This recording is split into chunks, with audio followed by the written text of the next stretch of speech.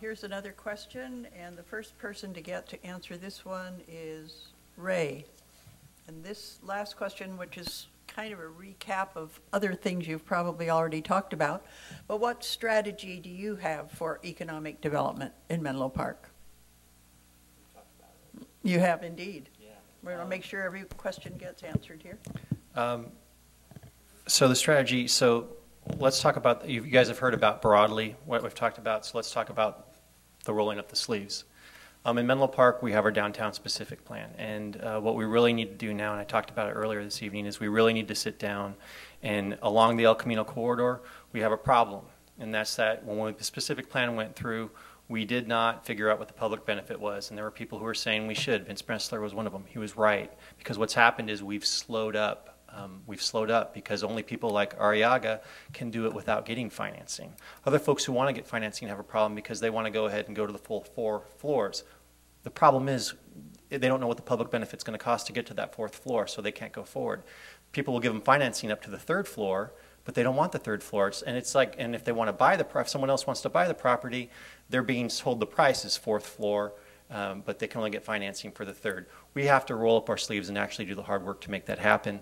That's, since we've talked about all the other things tonight about how to spur economic development, that's one way that I wanted to share of not just of the substance of getting it done. Thank you. Okay. Thank you. Dave?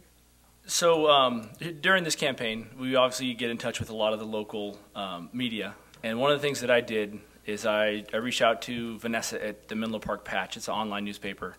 And I put a poll so that they're trying to poll people to see what they would vote for on what's the most important issue to Menlo Park. And not surprisingly, there was 8 people that voted, and 7 of them all said the downtown specific plan. And I think it's very obvious that we all know that if we can get businesses in our downtown, our revenue is going to grow.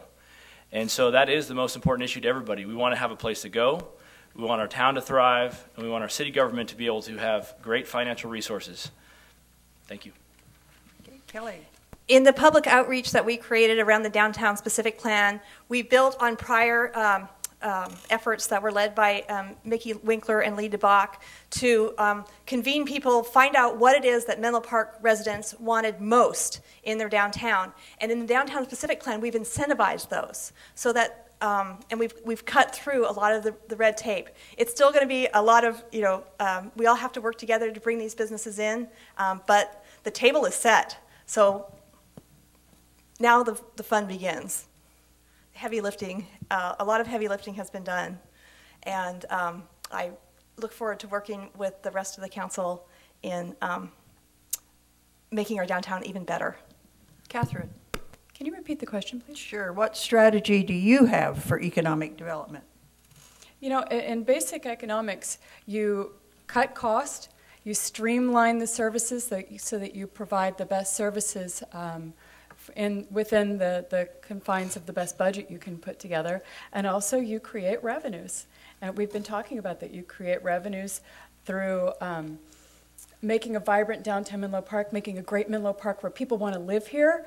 And the more people that want to live here is going to drive the housing cost up, which is going to be fabulous because, remember, there are more taxes come in on property tax than all the other taxes put together.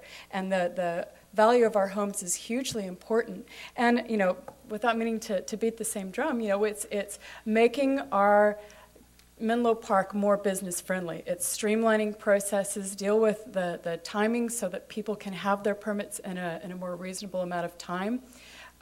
I've had Susie Tinsley from the Sugar Shack was telling me she signed the lease, and they were telling her she had to wait 9 months of paying for that lease before she could get her permits. We need to make sure that things are more business friendly so businesses want to develop and grow, and we create the revenues as well as providing a sustainable budget. Good. Thank you. Okay, we would like to begin our closing. Carolyn, didn't I give you a chance? No. You get to do it now. Because great. I was Thank thinking you. that you get to be first when we do our closing statement. So go ahead and finish this question. Sure, thanks. I believe that the first thing we need to do is elect leaders that will lead and work towards economic development. I believe we have a Chamber of Commerce that is willing to work with us in that area. And then thirdly, We need a mutually beneficial land use that would promote retail, commercial businesses, and M2 industrial activity. So there you have it. Thank you. Okay, thank you.